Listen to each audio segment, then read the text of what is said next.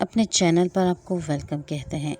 روزانہ نئی کہانی سننے کے لیے اس چینل کو سبسکرائب کر لیجئے۔ شکریہ۔ انسانوں کے کتنے عجیب چہرے ہوتے ہیں۔ ایک چہرہ تو دنیا کے سامنے ہوتا ہے اور باقی چہرے اس کے باطن کے ہوتے ہیں۔ ہم نہیں جانتے کہ سامنے والے نے اپنا کون سا رخ ہم پر عیاں کیا ہوا ہے اور کون سا چھپا رکھا ہے۔ کبھی کبھی بھلائی اور رحم دلی کا لبادہ اوڑھ کر ہماری جڑیں کاٹ دیتے ہیں اور ہم اتنے بے بس ہوتے ہیں کہ قسمت بھی تب ہم پر رحم نہیں کھاتی اور ہمیں بے یار و مددگار چھوڑ کے رخصت ہو جاتی ہے۔ میں بھی بے بس تھی، پریشان حال تھی اور میری فریاد سننے والا کوئی نہ تھا۔ حتیٰ کہ میرا اپنا شوہر بھی میرے ساتھ کیے گئے ظلم پر آواز نہ اٹھا سکا۔ میرا نام مہرین ہے، میں ایک غریب گھرانے سے تعلق رکھتی تھی۔ بچپن میں ہی ماں داغ مفارقت دے گئی اور ان کے بعد جلد ہی میرے باپ نے دوسری شادی کر لی تھی۔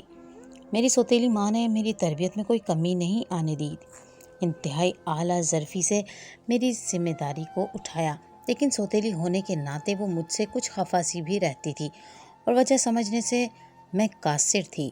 لیکن ہاں، شاید سب سے بڑی وجہ ہمارے درمیان کا رشتہ ہی تھا۔ سوتیلے پن کا سگی ماں کا جانا مجھے گھنے سائے سے محروم کر گیا۔ ہمارے گھر میں غربت نے ڈیرے ڈال رکھے تھے، تو ایسے میں دلوں میں محبت اور سکون کو ڈیرا جمانے کا موقع بھی کیسے ملتا؟ غربت تو وہ دکھ ہے جو زندہ بھی رکھتا ہے اور مار بھی دیتا ہے، خواہ ہماری وہ موت کسی کے دل میں ہی کیوں نہ ہو جائے۔ میری سوتیلی ماں مجھے اضافی بوجھ سمجھتی تھی، پر وہ اتنی بری بھی نہیں تھی کہ میرے لیے اس گھر میں رہنا محال ہو جائے۔ اس لیے بس زندگی گزر رہی تھی۔ جب میری شادی کی عمر کو پہنچی تو یہ لمحہ ان کے انتظار کی مدت کے ختم ہونے کا تھا۔ سب سے پہلا جو رشتہ آیا، بغیر کسی جھجک کے میرے والدین نے ہاں کر دی۔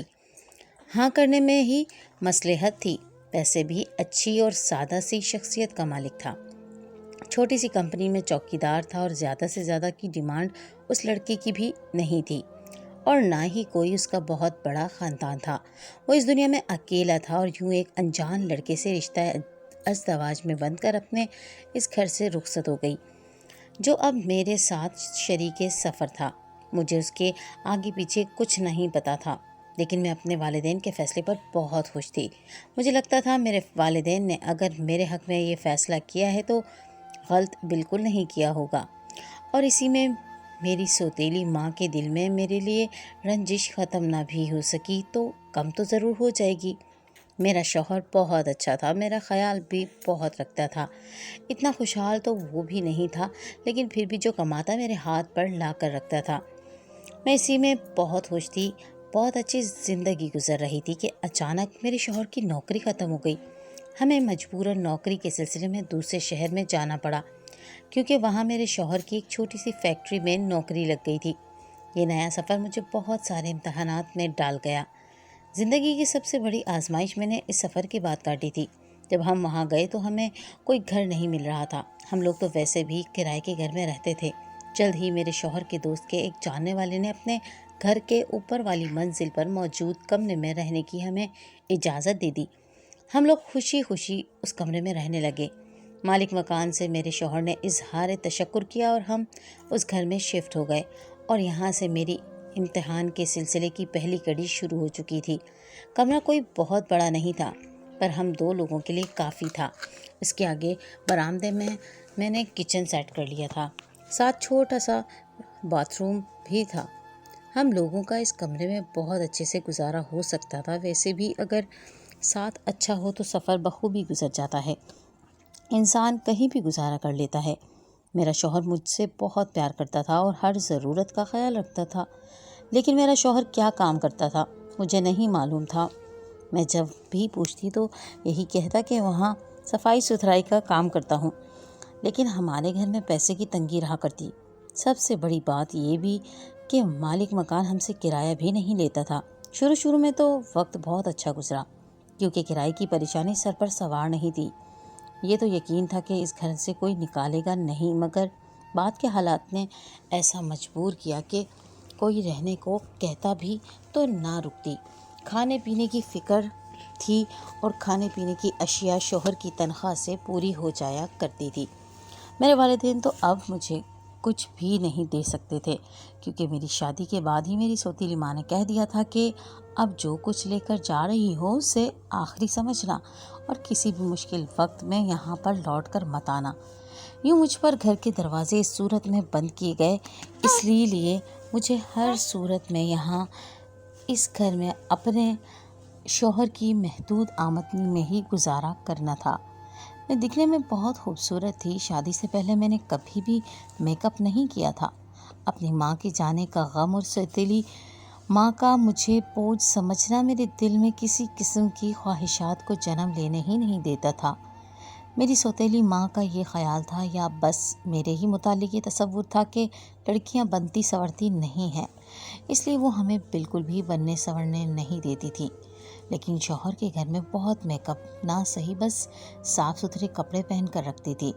نئے نقش شروع سے ہی اچھے تھے، اس لیے بغیر زیادہ میک اپ کے بھی میں اچھی دکھتی تھی۔ ہماری شادی کو تقریباً 1 سال ہو چکا تھا، لیکن ابھی تک ہمارے ہاں کوئی خوشخبری نہیں تھی۔ ہماری کوئی اولاد نہیں تھی۔ ہم دونوں نے کبھی اس موضوع پر سوچا ہی نہیں تھا۔ اولاد کے اس دنیا میں آنے سے پہلے ہی اپنا گھر بنانا چاہتے تھے، جہاں کسی دوسرے کے احسان تلے نہ رہنا پڑے۔ اس نئے گھر میں جب ہمیں شفٹ ہوئے 1 مہینہ ہو گیا تو تھوڑا پاس پڑوس کی خواتین سے میری اچھی سلام دعا ہوئی۔ ایک دن مالک مکان کی بیوی کے ساتھ سبزی لینے کے لیے جا رہی تھی۔ پہلی دفعہ میرا مالک مکان سے آمنا سامنا ہوا۔ وہ بہت ہی عجیب نظروں سے مجھے دیکھ رہا تھا۔ مجھے اس کی نظروں سے الجھن ہوئی، مگر میں اس کی بیوی کے ساتھ آگے بڑھ گئی۔ میں نے اس بات کو اپنا وہم سمجھ کر سر جھٹک دیا۔ بعض خیالات سے یوں ہی پیچھا چھڑایا جاتا ہے، مگر وہ ہم سب اگر حقیقت بن کر سامنے آ جائے تو نتیجہ بہت خوفناک نکلتا ہے۔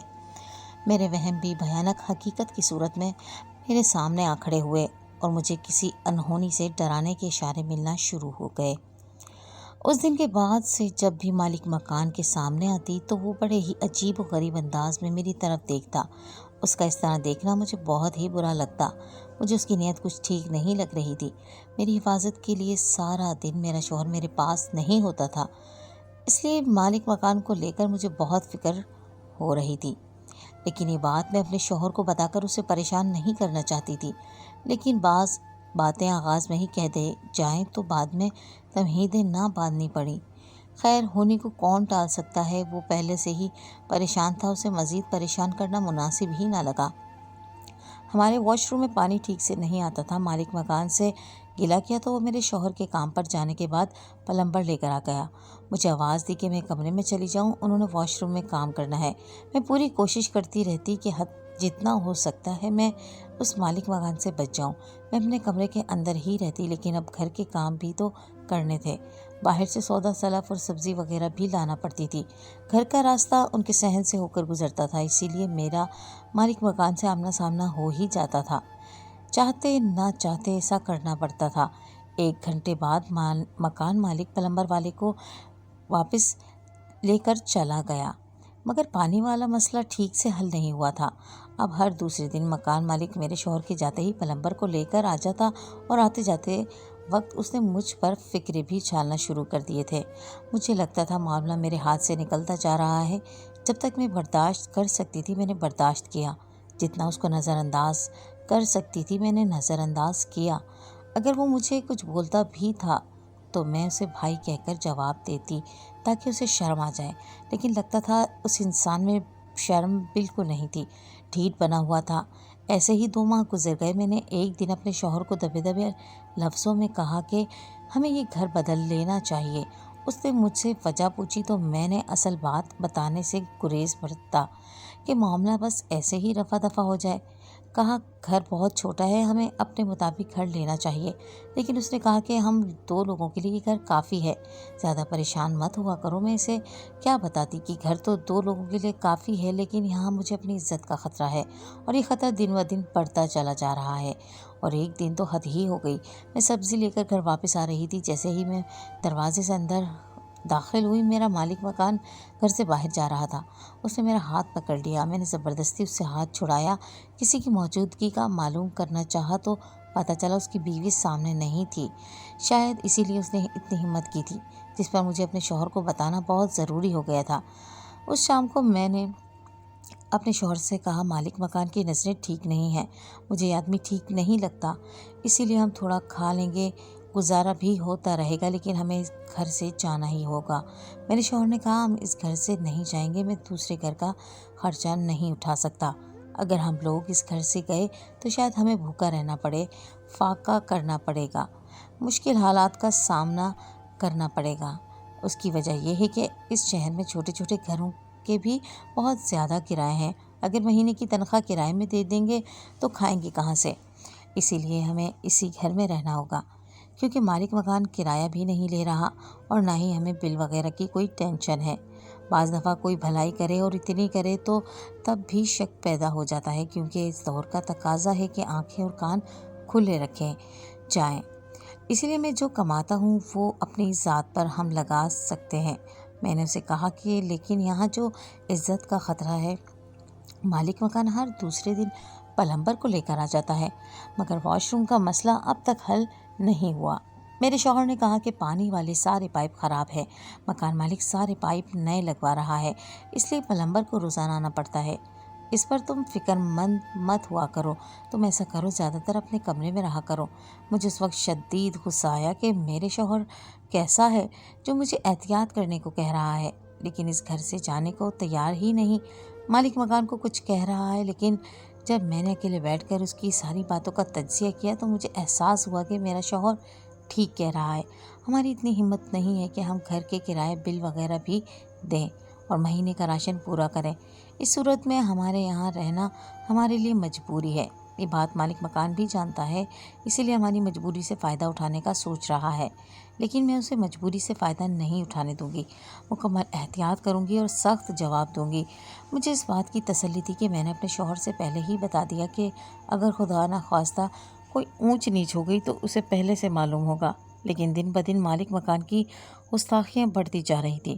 اب وہ آتے جاتے اگر میں سامنے نظر آ رہی ہوتی تو کوئی نہ کوئی فکرہ اچھال دیتا۔ مجھے اس کی یہ حرکتیں بالکل بھی اچھی نہیں لگتی تھیں۔ میری سوتیلی ماں بڑی سخت تھی، مگر اس نے میری تربیت اچھی کی تھی، اسی لیے میری تربیت اجازت نہیں دیتی تھی کہ میں اس طرح کے بندے کے ساتھ ذرا بھی نرمی برتوں، لیکن اس کے ساتھ نرمی برتنا میری مجبوری تھی، کیونکہ ہم لوگ اس گھر میں رہ رہے تھے اور وہ بھی بغیر کرائے دیے۔ وہ تو جیسے مجھ پر اپنا حق سمجھ لینے لگا تھا، بلکہ کبھی کبھار تو رات میں جب میرا شوہر کام سے واپس آتا تو وہ بھی اوپر آ کر بیٹھ جاتا۔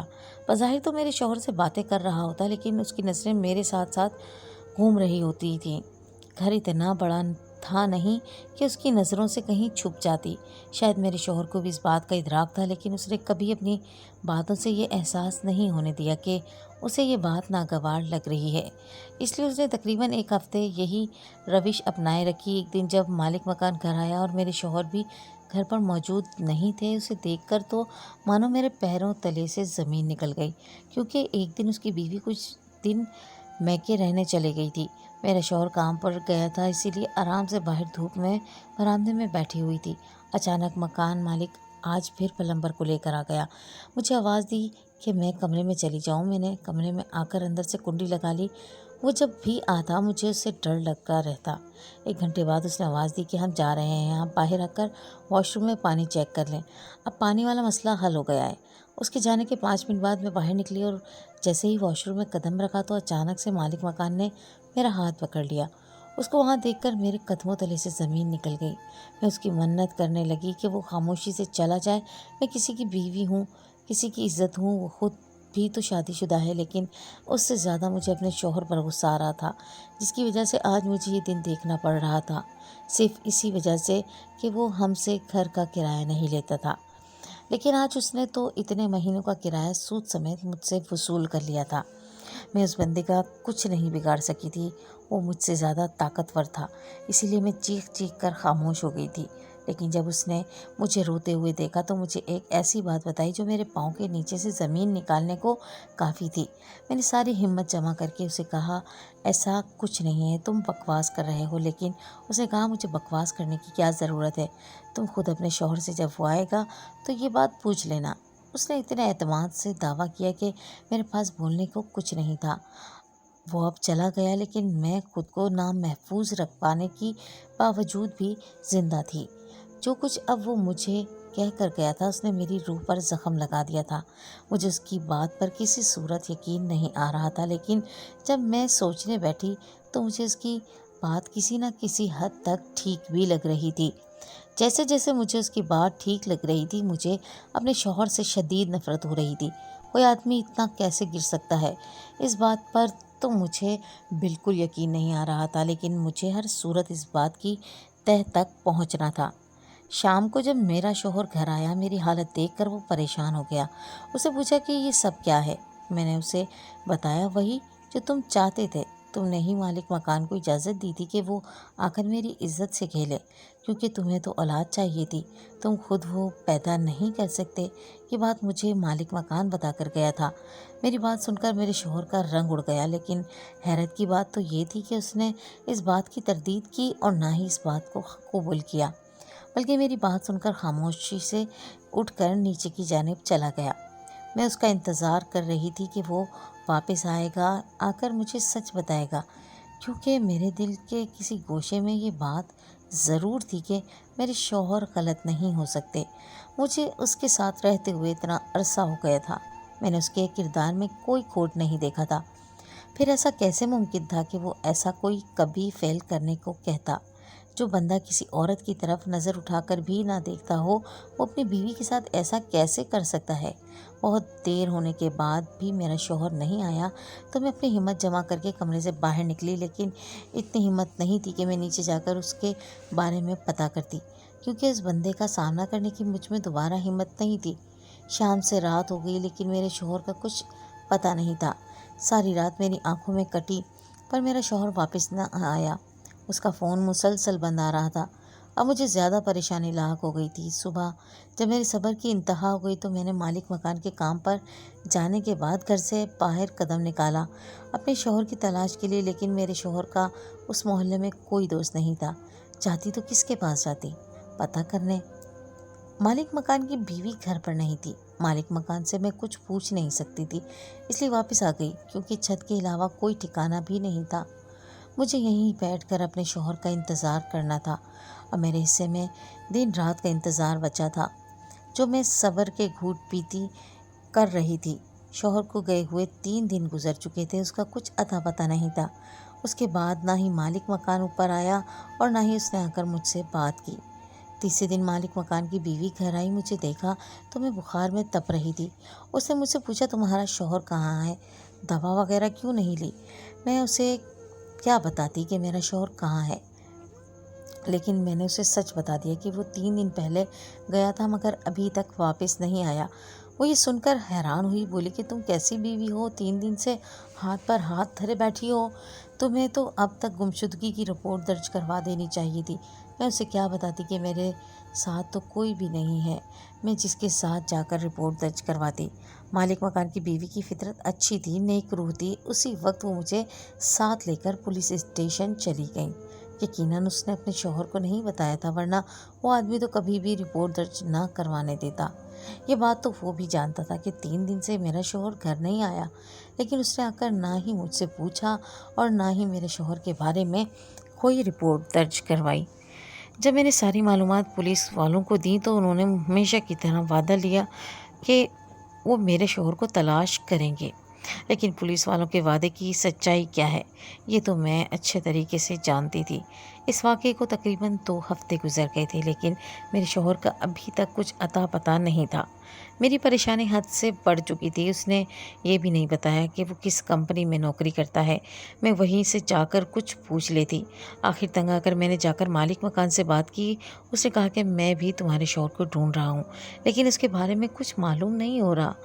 میں یہ تو نہیں جانتی تھی کہ مالک مکان کام کیا کرتا ہے، نہ ہی مجھے اس چیز سے کوئی سروکار تھا، پر میں بس ایک ہی دعا کر رہی تھی کہ میرا شوہر جہاں بھی ہو بالکل ٹھیک ہو اور واپس آ جائے، کیونکہ اس دنیا میں میرا واحد سہارا وہی رہ گیا تھا۔ پچھلے سال ہی میرے باپ کا انتقال ہو گیا تھا۔ اب اس گھر میں تو مجھے سوتیلی ماں نے داخل ہونے نہیں دینا تھا۔ وقت گزرنے کے ساتھ میری بے چینی بڑھتی جا رہی تھی۔ ایک رات جب میں کمرے میں سو رہی تھی، اچانک نچلے پورشن سے بہت زیادہ آوازیں آنا شروع ہو گئیں۔ میں کمرے سے باہر نکلی تو یہ دیکھ کر حیران رہ گئی کہ وہاں پر ہر طرف پولیس ہی پولیس تھی، اور پھر وہ مالک مکان اور اس کی بیوی کو پکڑ کر لے جا رہے تھے۔ گمان اکثر غلط ثابت ہوتے ہیں۔ مالک مکان کی بیوی کے بارے کہیں نہ کہیں میرے گمان بھی غلط ثابت ہو چکے تھے۔ اس سے پہلے کہ میں پیچھے ہٹ کر کمرے میں جاتی، ایک اہلکار کی نظر مجھ پر پڑ گئی۔ وہ مجھے بھی ان کے ساتھ پولیس اسٹیشن لے گئے۔ میں نے شور ڈالا کہ میں تو کچھ نہیں جانتی، مجھے کس جرم میں پولیس اسٹیشن لے کر جا رہے ہو؟ لیکن پولیس والے نے کہا کس کی بات سنتے ہیں۔ میری کوئی بات کارگر ثابت ہوتی دکھائی نہ دی۔ مجھے تو لگا شاید میرے شوہر والے معاملے میں مجھے لے کر جا رہے ہیں، لیکن وہاں جا کر سچائی معلوم ہونے پر میری آنکھیں کھلی کی کھلی رہ گئیں، دل لرز کر رہ گیا تھا۔ وہاں جا کر معلوم ہوا کہ میرا مالک مکان کوئی عام آدمی نہیں تھا، بلکہ وہ تو ایک گنڈا تھا اور انتہائی گھناؤنے افعال کا مرتکب ہوا تھا۔ میں نے صاف لفظوں میں بتا دیا کہ میرا ان سے کوئی تعلق نہیں ہے، میں تو ان کے کرایہ دار ہوں۔ مجھ سے پولیس نے میرے شوہر کے بارے میں پوچھا، میں نے ان کو بتا دیا میں نے تو پہلے ہی آپ لوگوں کے پاس اپنے شوہر کی عدم موجودگی کی رپورٹ درج کروائی ہے۔ پولیس نے جب اپنے طریقے سے پوچھ کر لی تو مالک مکان نے یہ بات مان لی کہ میرے شوہر کو اس نے ہی غائب کروایا ہے۔ پھر اس کی بتائی ہوئی جگہ سے میرے شوہر کو بازیاب کروا لیا گیا۔ وہ بہت ہی بری حالت میں تھا، اس کی حالت اتنی خراب تھی کہ وہ کوئی بیان بھی نہیں دے سکتا تھا، جبکہ میں خود اس سے بہت سارے سوال کرنا چاہتی تھی۔ میں 4 دنوں بعد جب اس قابل ہوا کہ بات کر سکے، کیونکہ مار مار کر اس کا حشر بگاڑ دیا گیا تھا، اس کا دماغ بھی اپنی جگہ پر نہیں تھا۔ جب وہ ہوش میں آیا تو اس نے خود پولیس کو بیان دیا کہ وہ اپنے شہر میں کام کر رہا تھا۔ وہاں ایک ہوٹل پر میرے شوہر کی اس آدمی سے ملاقات ہوئی۔ اس آدمی نے مجھ سے کہا کہ تم میرے شہر آ جاؤ، میں اچھا کام دلوا دوں گا۔ میں نے اس وقت انکار کر دیا، لیکن ان کی دوستی چلتی رہی اور میں یہ نہیں جانتا تھا کہ وہ کیا کام کرتا ہے۔ لیکن جب میرے شوہر کی نوکری ختم ہوئی تو ہم یہاں سے اس شہر میں آ گئے۔ اس اجنبی دوست نے ہمیں رہنے کے لیے مکان بھی دے دیا، اس وجہ سے ہم اس کے ساتھ رہنے لگے۔ اس نے میرے شوہر کو کام پر بھی لگوا دیا تھا۔ بہت جلد میرے شوہر کو معلوم ہو گیا کہ جس فیکٹری میں وہ کام کرتا ہے اس میں کوئی غیر قانونی چیز تیار کی جا رہی ہے۔ لیکن جب یہ بات میرے شوہر کو معلوم ہوئی، مالک مکان نے اس کو دھمکی دی کہ تم یہ بات کسی کو نہیں بتاؤ گے اور نہ ہی یہاں سے بھاگو گے، دوسری صورت میں تمہاری بیوی کو اغوا کر لیا جائے گا۔ اپنی عزت کی خاطر میں خاموش رہا۔ میں نے خاموشی کا لبادہ بھی اس لیے اوڑھے رکھا کہ اس گھٹیا آدمی کے گھر میں رہنا بھی ہماری مجبوری تھی۔ وہ جان بوجھ کر اسے اتنی کم تنخواہ دیتے کہ وہ کہیں اور نہ جا سکے۔ میں جانتا تھا کہ اس گھر میں میری بیوی کی عزت محفوظ نہیں ہے، لیکن میں یہ بھی جانتا تھا کہ جب تک ان کی بات مانتا رہوں گا میری بیوی کو کچھ نہیں کہیں گے۔ لیکن میں ثبوت اکٹھے کر کے پولیس کو سب بتانے والا تھا۔ شاید ان لوگوں کو اس بات کی بھنک لگ گئی تھی، اسی لیے مالک مکان نے میرے ساتھ زبردستی کی۔ میری بیوی کو یہ کہہ دیا کہ تمہارے شوہر کے کہنے پر وہ یہ غلط حرکت کر رہا ہے۔ میرے شوہر کے بیان سے ہی معلوم ہوا کہ جب میرا شوہر نیچے مالک مکان سے جواب طلبی کرنے گیا کہ میں نے تم لوگوں کے ساتھ کوئی دھوکہ نہیں کیا تو پھر کیوں میری بیوی کی عزت پر ہاتھ ڈالا، تب مکان مالک اور اس کے گنڈے دوستوں نے مجھے بے ہوش کر دیا اور تہہ خانے میں بند کر دیا۔ ان لوگوں نے مجھے بہت مارا، لیکن شاید میری زندگی باقی تھی کہ پولیس کو ان کے اڈے کی اطلاع مل گئی۔ پولیس نے وہاں پر چھاپا مارا، جس کے نتیجے میں بھی چھوٹ گیا۔ پولیس نے میرے شوہر کو بھی چھوڑ دیا، کیونکہ میرا شوہر بے گناہ تھا، اس لیے پولیس نے ہمیں بھی چھوڑ دیا۔ ہمارے پاس جائے پناہ تو کوئی نہیں تھی، لیکن اس مالک مکان کی بیوی نے ہم دونوں کو اپنے ہی گھر میں رہنے کی دعوت دی کہ وہ آدمی تو کبھی جیل سے باہر نہیں آئے گا، آیا بھی تو میں اسے اس گھر میں نہیں رہنے دوں گی۔ اسے بھی اپنے شوہر کا ہر غلط کام میں ساتھ دینے پر پچھتاوا تھا، کیونکہ یہ پھر میرے نام ہے اور اس نے دھوکے سے میرے ساتھ شادی کی تھی۔ ایسا انسان میرا شوہر بننے کے لائق نہیں ہے۔ ہم لوگ اس گھر میں عزت سے رہنے لگے۔ مالک مکان کی بیوی بڑی بہنوں کی طرح میرا خیال رکھتی تھی، میں بھی اسے بڑی بہنوں جیسی عزت دیتی تھی۔ پہلے بھی ہمارا وقت بہت اچھا نہ سہی اور برا بھی نہیں گزر رہا تھا، لیکن غربت کے ہاتھوں تنگ آ کر میرے شوہر نے ایک اجنبی آدمی پر اندھا اعتبار کر لیا اور یہی ہم دونوں کی بربادی کا سبب بنا۔ آخر میں بس اتنا کہوں گی کہ کبھی بھی یوں راہ چلتے انسان پر اعتبار نہیں کرنا چاہیے۔ آج کل حالات بہت خراب ہیں، جتنا ہو سکے ایسے لوگوں سے دور ہی رہیں۔